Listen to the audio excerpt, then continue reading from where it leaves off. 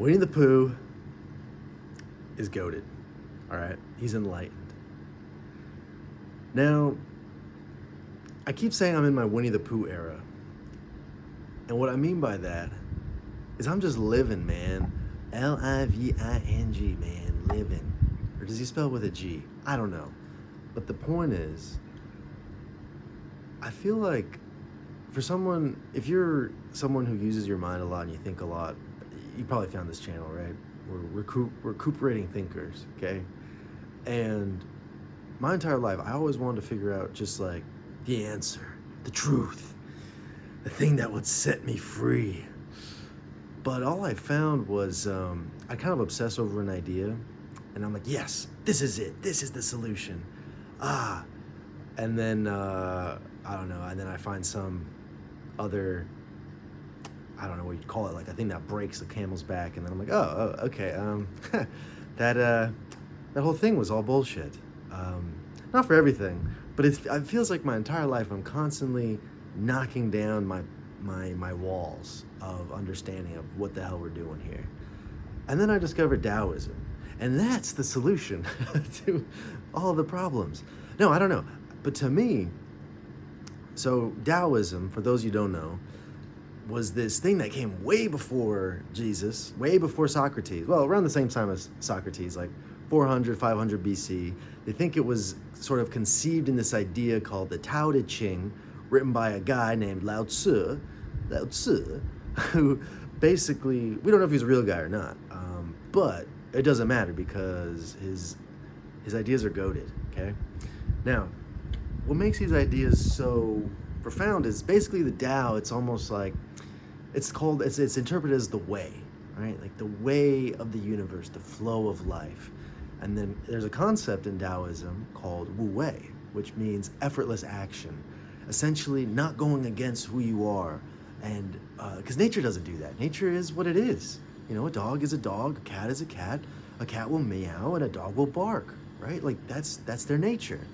But we as humans, we have an ability to have, I mean, this isn't Taoism, this is maybe Carl Jungism, my own little spin-off of it, but we have an ego because we're cultural creatures, we are social beings.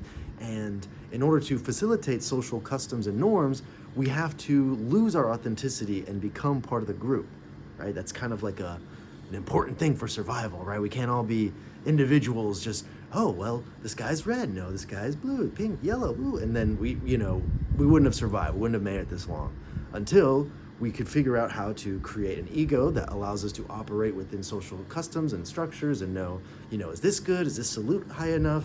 Are we operating under the proper mechanisms of, the rituals, right?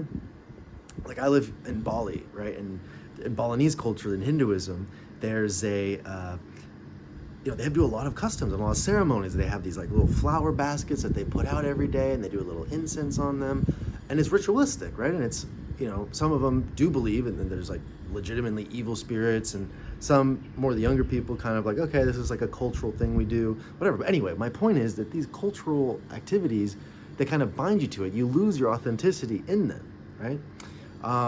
Where am I going with this? Well, anyway, Wu Wei, right, is a concept in Taoism from, Lao Tzu, right, the Tao Te Ching, that is about effortless action. Stop striving to like do certain things, right? And I feel like a lot of times our egos, right, can be that kind of resistance, that kind of, but I have to do it this way, and I have to build this app so that I get, millions of dollars, and then I can be who I want to be, and you become this kind of slave, essentially, to your ego, to the force, to like this stiffness.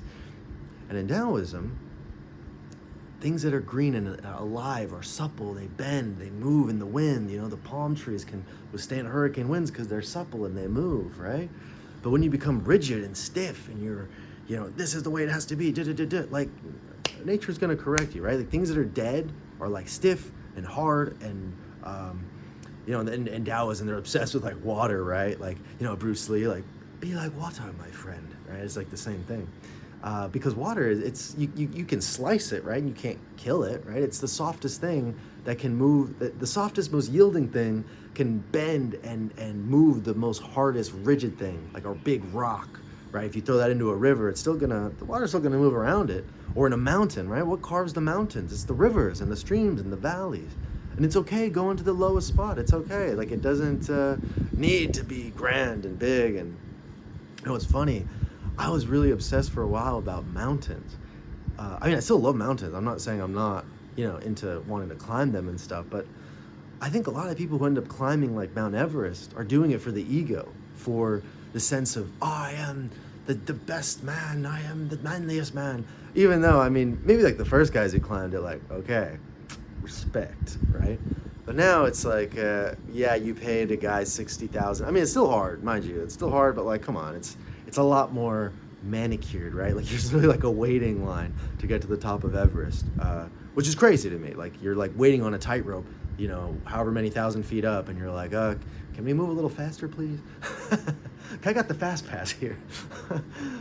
Actually, so K2 is a lot more technically challenging, and K2 is like, the second highest, right? K1, I guess, is Everest. And K3, I'm pretty sure, or K3 or K4, I can't remember exactly which, but it's never been summited, and people have tried. I'm like, hey, if you want a challenge or something to like stake your, put your claim to, that could be something worth exploring. But anyway, my point is, I got really into climbing mountains. I like the serenity, the solitude, the kind of like the stillness of a mountain, and especially as a man, got kind of this like masculine, I'm a mountain, I cannot be moved, like there's something really nice about that, right? And attractive to the feminine species. Better speak, what the hell? But now that I'm more in my Wu-Wei era and more of my Taoist era, I'm thinking more to myself, there's something to this water, this yielding, the yin, as in the yin, the yang, right? Yang is the, masculine projective force, right? And then the yin is the receiving, the softness, the yielding. And the only thing that can yield the hardness is the softness, is the yin. And I'm like, whoa. So much of my life, I think I was not necessarily in full, like, forceful mode, right? Like, I do think all of us tried, or we recognize the yin in our life and the wu-wei and that feeling, but a lot of times we'll resist it. And the more we resist, I think that more that creates that stress, that anxiety, that depression, really, genuinely. Like, this is serious shit. I know I'm a little bit of a jokester, but we're talking about some serious stuff here, because this is your life. This is, what makes life worth living. So, anyway, I tell people I'm in my Winnie the Pooh era when they ask, because I'm just focused on living. I want, honey, my honey, my honey, working on that voice. But anyway, my point is, this guy, so there's a book, right? This isn't an original idea. I wish I could take credit for this, but it's awesome. I think maybe SpongeBob is also on that same frequency, because Winnie the Pooh, he's not trying to be, maximize his Pooh brand, right? He's not caring about, we need to market all the honey and collect it and create scales of operation before we can fully be enjoying it. No, he just enjoys it.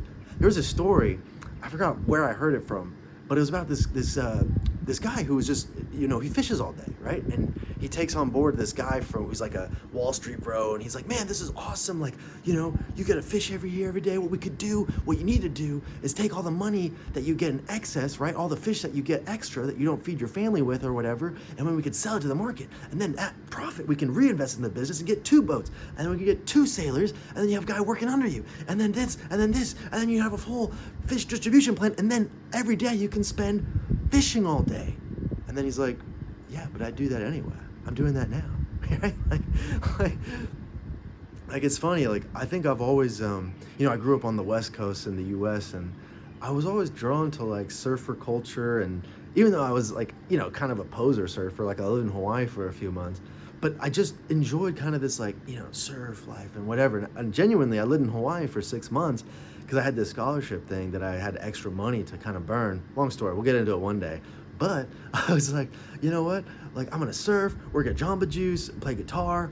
And I couldn't do it, man. My mind just wouldn't allow me to just be present and enjoy it, because I always felt this anxiety that, like, oh, I'm not doing what I'm supposed to be doing. And I had a roommate at the time, like I was like 20 years old, I think. Yeah, 20 years old. And my roommate, he was like 34.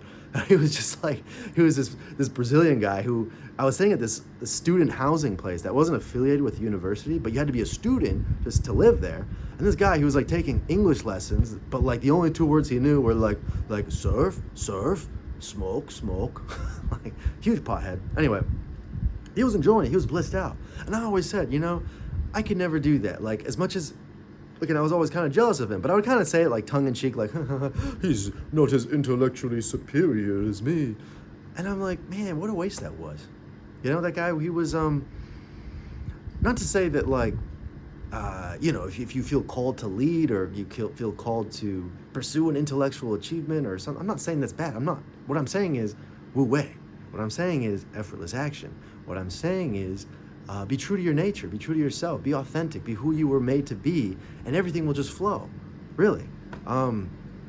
So yeah, before I was in my ego, I'm like, no, I have to be great. I have to, at the time I was pursuing an acting career, and I wanted to be, I had to go to New York and live on Broadway. And I don't know why I'm talking like that, because I didn't want to be on Broadway. I want to be on TV, because that's where people could see me, and I could be, live, and people would chant my name, and I would feel vindicated and validated, and all the love I wish I would have gotten as a boy, and the way I wanted it, right? But no. Life had other plans for me. So, anyway, that's all to say. Now I'm a Taoist. So in short, your boy's a Taoist now. And now I found the solution to everything. No, that's a joke. But it's like, I like it. I like pulling from this. I enjoy being in the present moment. I enjoy living for the now, because before, I was living for, I don't know, I was living to, how would you say that? Like, I was living to figure out how to live? Yeah, like I wasn't really in the moment. I wasn't really present. I was always somewhere else. I was always in my head thinking about the moment, right? Like, I was analyzing the moment rather than being in the moment. This is crazy. It's crazy, man. Holy crap, that's crazy. So, I'm not saying I'm a guru or a meditative, Buddha or anything like that. But what I am is someone who's on a cool path that's working for me. I don't know. And the more present I am, the more grounded I am in the moment. The more I feel like I'm actually living. When I get out of my head, when I'm thinking about the future or the past, or it's life gets this. And even making this video right now, like, I know this is what I'm supposed to be doing, but I did feel like a little resistance in terms of and there's this book called, like, The War of Art, or The Art of War. No, okay, The War of Art. Yeah, The Art of War was a Chinese book about Sun Tzu battle strategy. The War of Art was a modern day approach to it in dealing with artistic blockages, right?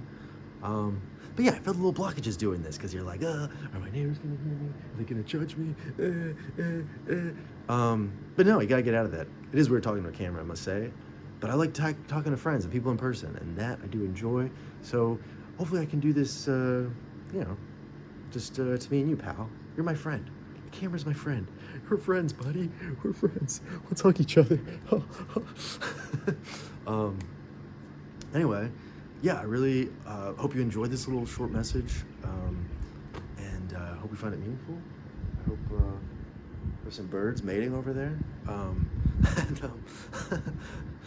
Just wu wei, man. I'll put some, like, editing music, like some, like, cool. And we bow. All right, guys. That's all I got so far. See ya.